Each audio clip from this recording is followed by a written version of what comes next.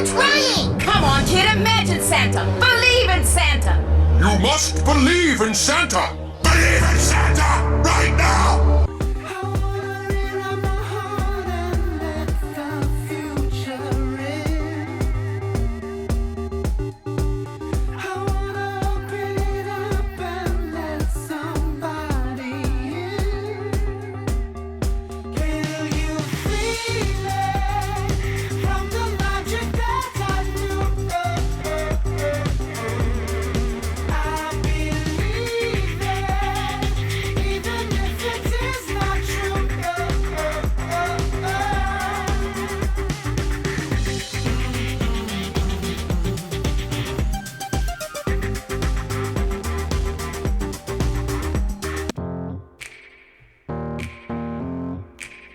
And we're back! How are we doing, kids? Wow, quite a week in the NFL last week, and boy, we'll talk about it. We'll sum it up as the good, the bad, and the ugly. The good, Seahawks took care of everything, moved those lines, just A-plus performance. The bad, the Bills. Oh my goodness, I don't even know where to begin. So after three quarters, it was 38-21. The Rams were 10 of 11 on third downs.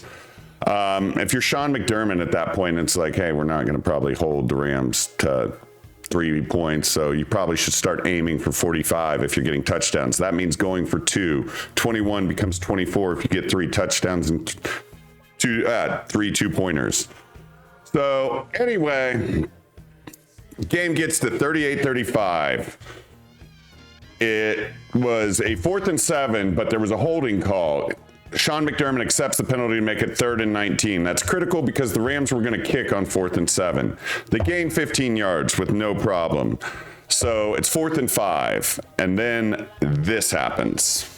Like a missed one against the Rams. Yeah, really did. He rocks back first before he even starts, and that to me was the real false start. So, yeah, that was one that could have easily been called and should have. Wow, that's a huge miss. I mean, that's 4th and 5. That would have made it 4th and 10. Needless to say, the Rams converted. Go on to get a touchdown, so they're at that 45. Oh, wait, they missed an extra point, so you didn't actually even need to get to that one of those 2-pointers. So anyhow, you have 3 timeouts. You go all the way down the field and you try and QB sneak it in and have to burn one of those timeouts when onside are pretty much impossible with the new kickoff rule. So all I'm getting at is, Sean McDermott, you made about 5 or 6 horrible coaching mistakes, in my opinion. So you get a red flag and you are the bad. The ugly was the Chiefs game. Anybody who's seen a Chiefs game all year, take your pick. They win. It's magical. It's bullshit. It's whatever you want to call it. It was a tough game. Dolphins, I was lucky to get a push. Eagles start slow. I don't even know why I really took that one in hindsight, because I warned you guys that Bryce Young's been playing well. Steelers took care of business. And if you listen to me on the Bengals bout on Monday night, better known as the Simpsons game, I informed you to wait for Dallas to score first, which they did. Line went to a pick 'em, and it was a beautiful thing. Then you can move the lines, which I did as well. And yeah, so after 101 games, here we are at 57-42-2. And keep in mind, I had bet some of the Chargers with the points, but in that, I encouraged you guys to be aggressive, and because that's what we're going to do. And we should have had that game. I'm upset about it. It's all good. We'll live to fight another day. This next week will be our best yet. I'm confident. And they just flat out missed it. Had they gotten this face mask,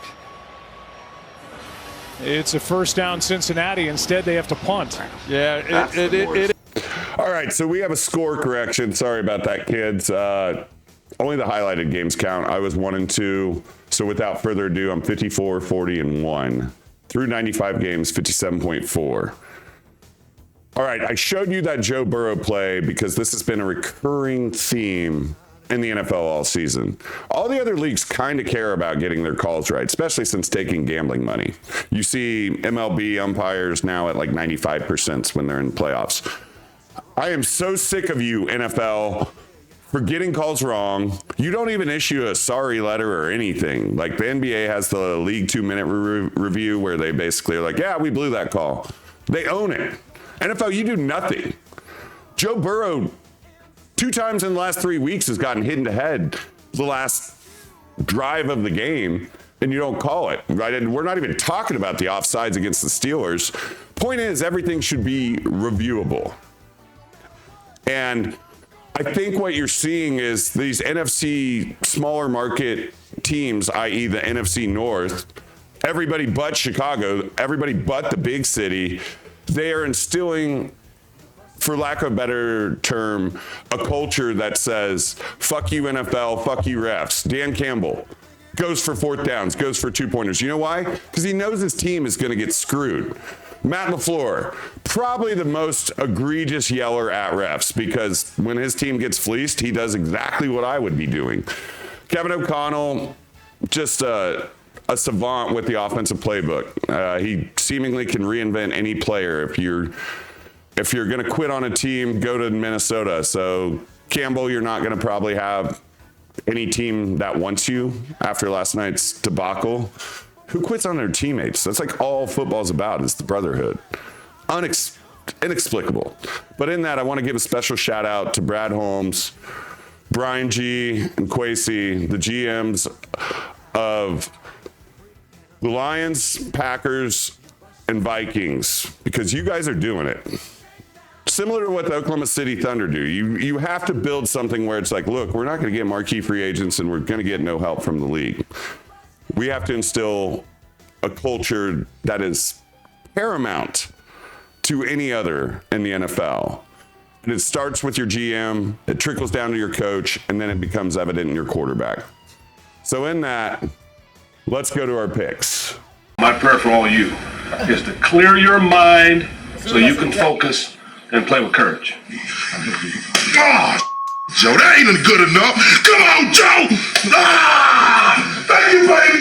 Thank you. You making blood come from my damn mouth. That's what I'm talking about, baby. You gotta make blood come to the mouth. You can't just smack me and don't hit me hard. That bullshit.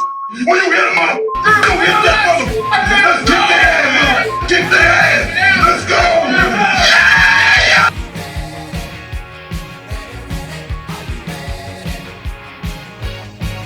So the time has come. It's time, people. We got the picks. Let's roll them out. Unlike John Henderson asking for his slap, Lions are going to slap the shit out of you, Sean McDermott. You know why? Because they have something called gumption. And more importantly, they got something called rest. And so do the Packers.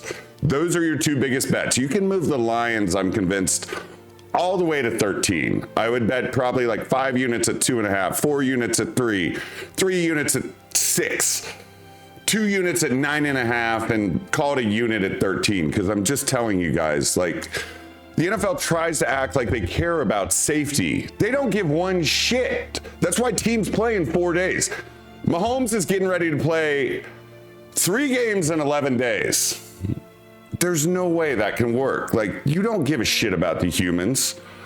Every team that has rest does well in the NFL. Teams coming off of buys, teams with that extra Thursday night game from the week before. These things make a huge difference. If you don't believe rest makes a difference, look at how shitty the game was yesterday. I mean, I said 1st to 13 wins to friends that I was out with. We didn't get to 13. You know why? Because basically the home team has 4 days to turn around and play. The opposing team has 3 days.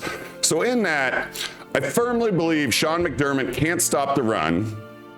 I firmly believe he can't play from behind. He's not a good enough coach to adjust to, hey, this other team's going to score. There's no such thing in the NFL as just a stopgap where the offense stops scoring typically.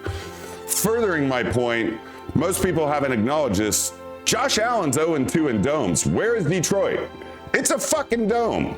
So I don't really care what you guys do, play them or fade them, but I'm going to bet the living shit out of these 4 games. I've already bet a lot on parlay where I moved the Lions and the Packers to 6 under. I suggest you do the same. Having said that, I'm going to lead you out with some of the best things in the NFL. I liken Detroit to building a car, and I'm going to give you the best analogy I can because they're ironically owned by Fords. What does Ford create? In that, be nice, bet aggressively, stay aggressive, stay vigilant, but be nice, be kind. Getting ready to go buy my mom a Christmas tree.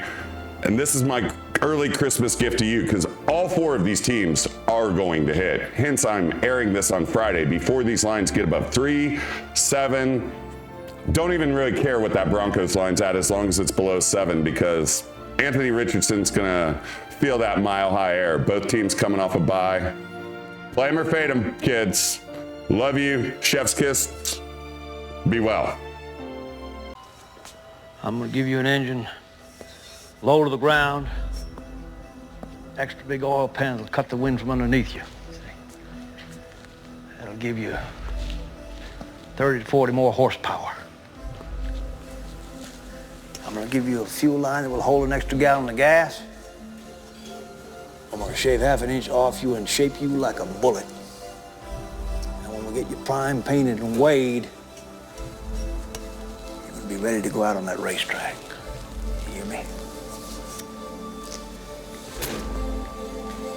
You're gonna be perfect.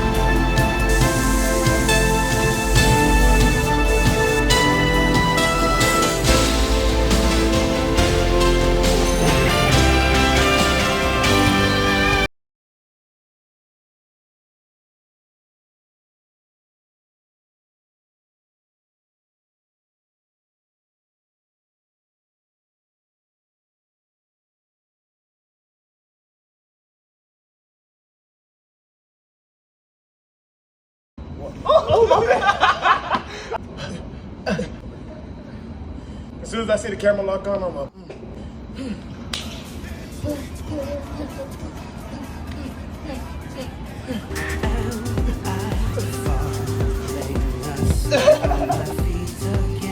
Okay. Yeah.